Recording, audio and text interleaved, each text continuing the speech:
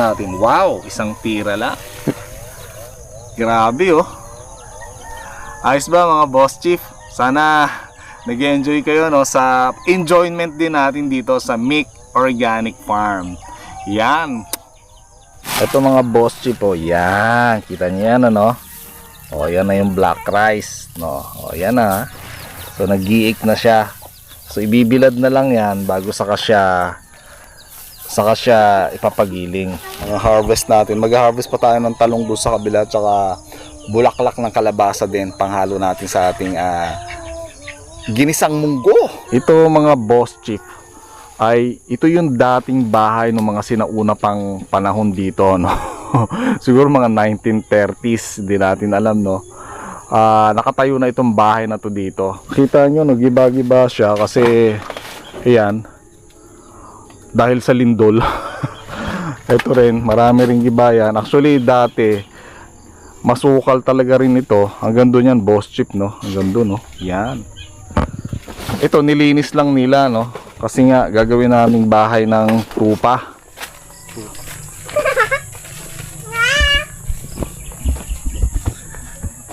Magandang araw, magandang gabi. Nasaan man kayo ngayong lupalop ng mundo, mga boss chief.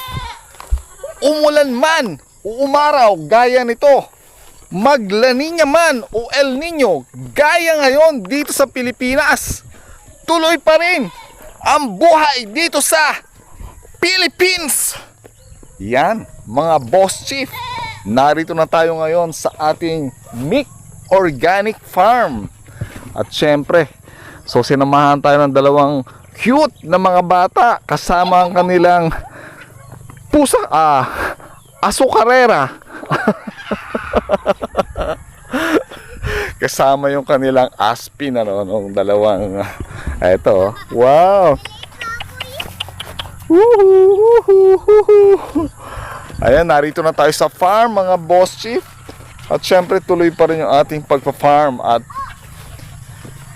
yung mga project natin dito. Syempre kailangan tuloy-tuloy lang sa gitna ng napakamahal na bilihin ngayon dahil napakamahal ng gasolina, sa gitna ng krisis natin. Kailangan tuloy pa rin ang buhay, kailangan magtanim para may makain at hindi tayo maapektuhan ng mga gera-gera na yan.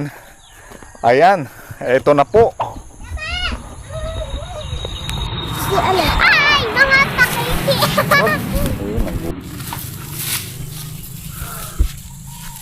Sir, ganito lang pag-aan. Ayan mga boss chief no, nakita nyo yon. So inani na yung ginapas na yung mga black rice natin dito. Yung mga nahinog, inuna siyang gapasin. Gaya niya no, wala na yung iba. 'Di ba nakita nyo dati, marami pa siya rito, pero ngayon ginapas na siya, pero hindi pa siya ginigiik no. Ayan no, gaya nito. Ayan, 'di ba? So dito meron din. Ito pa oh. Hindi pa siya ginigiik. Ayan oh. So marami yan mga boss chip yan. Isa, dalawa. Ayan oh. Nakakita yung mga tumpok-tumpok dito. Yung mga tumpok-tumpok na yan dito. Yan. Mga ginapas na ito. Yan. Ito rin. Ginapas na siya ni Edwin ano. Ayos. Ang sunod na gagawin dito ay igigiik naman nila yan. Tapos saka ibibilad. Tapos saka natin ipagigiling. Yan. At least kahit paano napakinabangan natin yung ating mga pinabayaan na no. Talagang napabayaan na, pinabayaan na, hindi na tinubigan, hindi na dinamuhan. Wala nang ginawa. Basta yan, ganun lang yung nabuhay siya. Nakita nyo nakaraan, pinakita natin no. Ito marami pa rin natitira kasi hindi siya sabay-sabay na hinog. Kaya ito ay meron pa rin mga natitira. So sunod na siya gagapasin. Ito, yan oh. Ito yung iba no. Yan, oh, kita nyo ba yan mga boss chip no?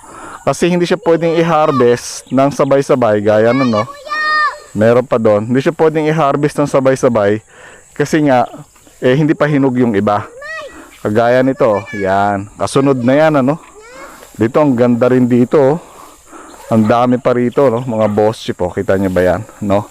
Hanggang doon, yan yung mga isusunod na i-harvest, gagapasin para saka gigiikin para meron tayong ma-harvest dito. Ano yung tira? Ayan. Dati. Yan, itong kinatatayuan natin na to, mga boss chief, no. Ito talaga yung mababang lugar na kahit mainit or summer, merong tubig siya. So ito yung hindi natin papalayanin dahil ito nga yung gagawin nating fish pond. Pero hinihintay lang natin yung tamang panahon. Siyempre, unti-unti lang yung pag-develop natin, mahirap yung sabay-sabay. Yung palayanan muna yung ating i-develop. Pagka naayos na natin yon, baka next year o next summer, ito naman yung ating ipabako. Kahit hindi next summer, basta na-develop na natin yung ating lupain na palayan, pwede na natin siyang ipabako to. Kaya medyo magastos rin mga boss chip, no? Kaya unti-unti lang talaga. Ayan, no? Di na mo. Naririnig nyo ba yun? Ibon, no? May ibon. May ganun palang klase ng tunog ng ibon. Marami palang mga ibon dito, mga boss chip, no? Hindi na kasi talaga natin to nilinis, ano? Sobrang lago niya na, oh. Siguro baka meron ng sawa rito, ano? Baka meron ng sawa dito. Hanggang dun yan, oh. Yan, oh. Yan, malapad to, boss chief, no? Hanggang sa hangganan ng kawayan na yan. Yan yung gagawin nating fish pond. So, para hindi lang puro tambuan yung makikita natin dito. Yan, ito yung mga tubig nyo. Inaapakan ko. Yan, basang-basa. Ayan, may tubig din. Ito mga boss chief, oh. Ito na yung mga pinag-iikan ng mga naunang mahinog na mga palay. So, nandito siya. So, itong mga dayami na to, pinatatabi natin yan sa kanila kasi plano nating maggabihan dito, no? Gabi na itatanim natin dito sa likuran natin, ano? Yung medyo mataas na dating palayan. Ilalambing tayo ng aso. Aso nyo ba yan? Parang laki na. Ilan yan? Dalawa? Yan ba yung dating parang ang papayat? Lumaki na? Wow! Dusty kasi mga boss chip, no? Baka nakita nyo yan noon. Merong aso rito na sobrang payat. So ito na pala yun. Ang bilis naman lumaki, oh. So yun nga, gagawin nating mulching ito, no? Itong mga dayami na to doon sa gagawin nating tataniman natin ng mga gabi para hindi sila agad tubuan ng mga damo. So yan, ito na yung mga nauna. So asa na yung mga ibinilad nyo na? So yan, ito na raw yung nag-iik, no? So meron na silang so ito na yung mga nag-iik nila. So meron pang marami pang mga igigiik. Siguro ang estimated mga makakailang sako kaya sa tingin mo? Ewan lang daw, sabi ni Henry. Pero tinansya namin ni Edwin, siguro baka maka 4 o 5 sako siya nung palay na natira natin doon. So wala tayong ginawa, wala tayong inalagaan, pero makaka 5 sako ka, saan ka pa, di ba? Hinayaan lang natin, pero kung maka 5 sako, ayos na.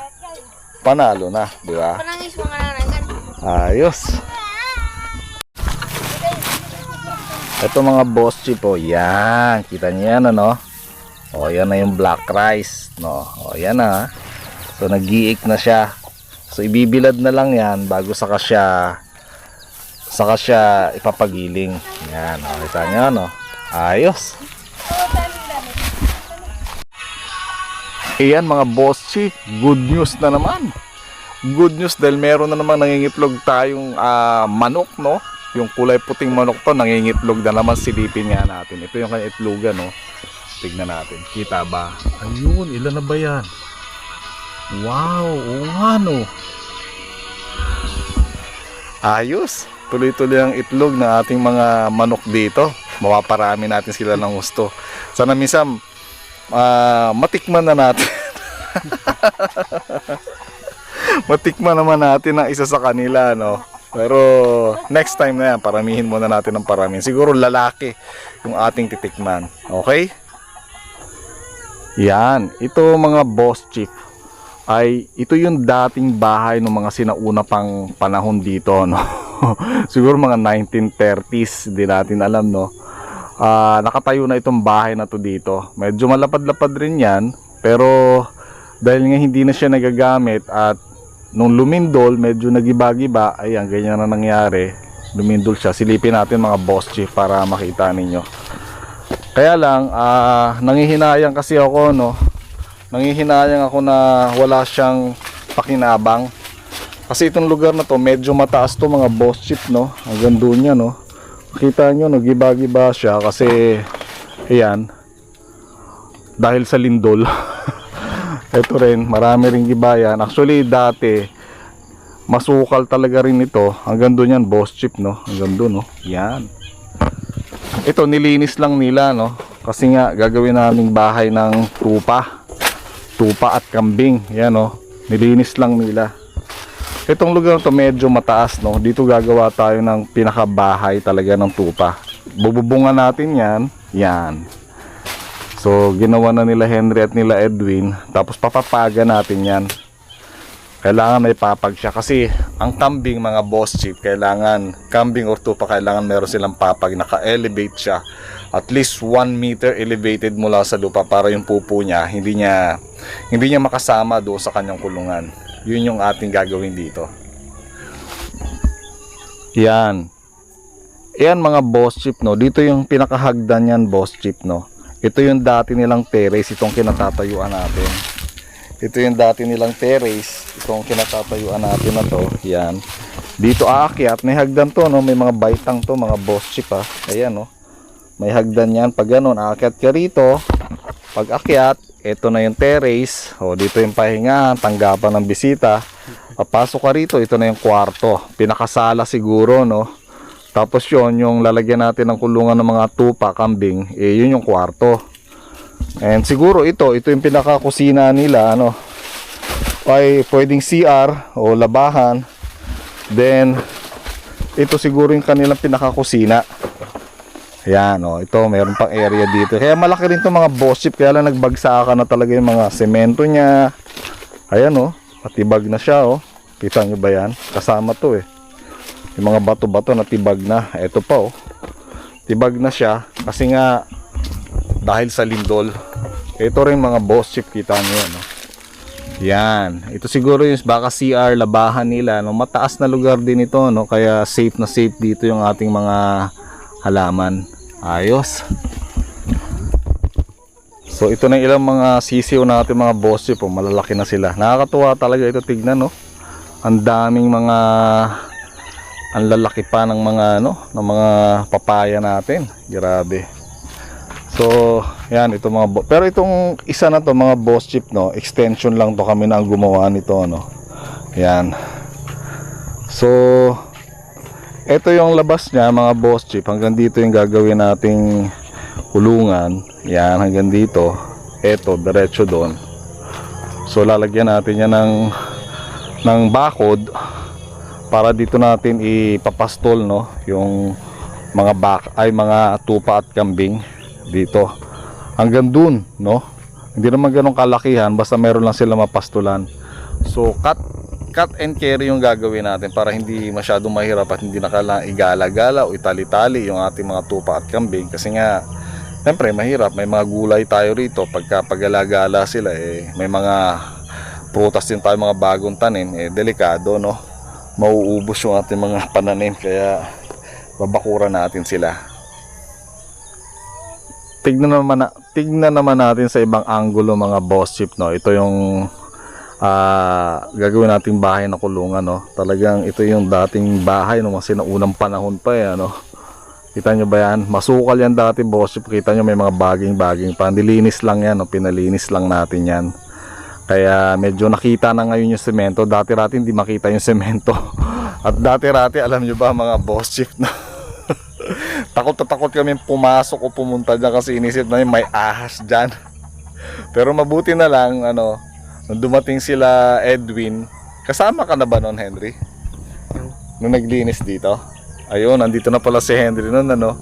Nung dumating sila Edwin tsaka sila Henry, pinalinisan ko talaga yan mga boss chief, no. Sabi nila, sila rin naman, alam mo naman, mga katutubo, pagka may lumabas na sawa, syempre Alam nyo, iniisip namin noon, may mga sawa dito, mga boss chief, mga sawa, ahas, cobra. Pero pinasok nila to noon, nilinisan, no? Ginawa muna naming nursery. Ginawa muna naming nursery ito, nandyan yung mga pananim namin ng mga gulay, kawayan, dyan, yan yung ginawa naming nursery. Kasi malilim dyan, ano? Kahit walang bubong, malilim siya, kaya pwede mag-nursery dyan. Dyan lahat yung mga nursery namin. So, wala naman sila nakitang ahas, sawa kahit ano. So, nangihinayang sila, no? Na wala sila nakuha at nakitang sawa, cobra or anuman. So wala talaga. Kaya lang napakasukal niya, no. Sabi ng mga tao rito, sila raw hindi maangas pumasok o pumunta diyan kasi nga siguradong pinananahanan na yan ng mga sawa. Kasi nga yung mga tibag-tibag na bato, nakita nyo kanina, no, tibag-tibag na bato, doon kasi madalas na naninirahan yung mga cobra, mga ganyan. Tapos yung sawa sa mga malalamig na lugar. Eh sobrang lamig dito, ang daming puno nito mga boss chief, no. Hindi mo talaga makita na may bahay dito kasi nga talagang ano siya, no, natatabunan ng baging, mga puno. Pero ngayon, ito yung pinakamalinis niya na ano, na status ngayon. So ito, kasama dyan, kukulungin natin yan mga boss pag ganun. Tapos hanggang dito, yan, kukulungin natin siya. Medyo malaki-laki din yung area niya, no. Uy, teka mga boss chief, oh, meron pala tayong kalabasa rito. Wow. May bunga na pala yung kalabasa natin, ano. Ayan, oh, namunga ulit yung kalabasa natin, pahaba. Tignan nyo yan mga boss chief, pahaba. Pero dahil pahaba siya, tignan natin, meron pa raw rito, sabi ni Edwin, ni Henry. Saan pa ba rito, Henry? So ito, hindi na tayo magkakalabasa rito. Siguro naman tapos na yung mga kalabasan pagka meron na tayong tupa rito, no? Saan pa ba yung iba? Saan na yung kanina? Ito. Ayun, nalampasan natin, boss chief. Ayan, oh. Siguro pwede nating i-harvest 'to. Laki, oh. Kita nyo ba yan? Yan. O, kita nyo ba yan? Ayos. Siguro i-harvest na natin to. Henry, ano gagawin natin? Ito mga boss chief, oh. Yan yung mga may mga buko na. Sana yan mabuo, no. Actually, ang dami natin nakita mga ganito. May mga buko na. Kaya lang hindi siya nabuo. So, nakakalungkot lang, ano, kasi dapat talaga napopollinate siya para mabuo siya. So asan pa yung iba natin? Ayun, oh, ito pa, oh. Ito pa boss chief, oh. Ayan, nakatago lang sila, no. Ayan, oh. Ganon din, ano. Then meron pang isa rin dito. So at least kahit paano, marami tayong inaabangan na kalabasa. Ito isa. Kaya lang inaatake siya ng ano, no. Ayan, oh, may tamay, kinakain ng daga, no, nung bata pa siya. Kaya bulaklak nito, ayos din, ano. Sarap din yung bulaklak nito. Mamaya siguro baka mag-harvest din tayo. Lagay natin doon sa munggo na ulam natin kanina. Munggo yung ulam natin kanina, daming gulay na nanggaling din dito. Nilahok natin doon sa munggo. Yung munggo na yung mga boss chief, organic din yon. Dito rin natin yung tanim dati, no? Dito yung munggo na yon. Yan, nung tag-init. So tanim pa natin yun dito. Yun yung inulam natin kanina. Tsaka yung mga nilahok nating gulay, yun din yung ating ginamit na pansahog kanina. Syempre. Ayan, kita nyo boss chief, no? Ayos. Yan, sige. Ay harvest na namin ni Henry ito. Okay, harvest na natin to boss chief, no. So medyo malaki rin to mga boss chief, no. Hindi na natin pipitasin ng ganon kasi baka masira yung puno niya, mahirap na. So tirahin na lang natin. Wow, isang tira lang. Grabe, oh. Ayos ba mga boss chief? Sana nag-enjoy kayo, no, sa enjoyment din natin dito sa Mick Organic Farm. Yan. Yummy. Matutuwa nito si baby, ano, kasi siya yung mahilig naming lutuan ng mga squash at ibang mga organic vegetable mula dito sa Mick Organic Farm. So ngayon meron naman siyang, alam nyo na, squash. So favorite niya rin to. Ito boss chief, no, mag-harvest na rin tayo ng talong. Ang daming talong, no. Tagal ng buhay ng talong na to. Ayan, no. Pero, ayan, oh. Ayan, Boss Chief, no? Kita nyo ba yung mga talong na yan? Yan. Dami, ano? So, mamimitas tayo nito. Ayos, mamaya ipunin natin. Okay. So, ayan, mga Boss Chief, no? Mga harvest natin. Mag-harvest pa tayo ng talong doon sa kabila, tsaka bulaklak ng kalabasa din. Panghalo natin sa ating ginisang munggo. Yan.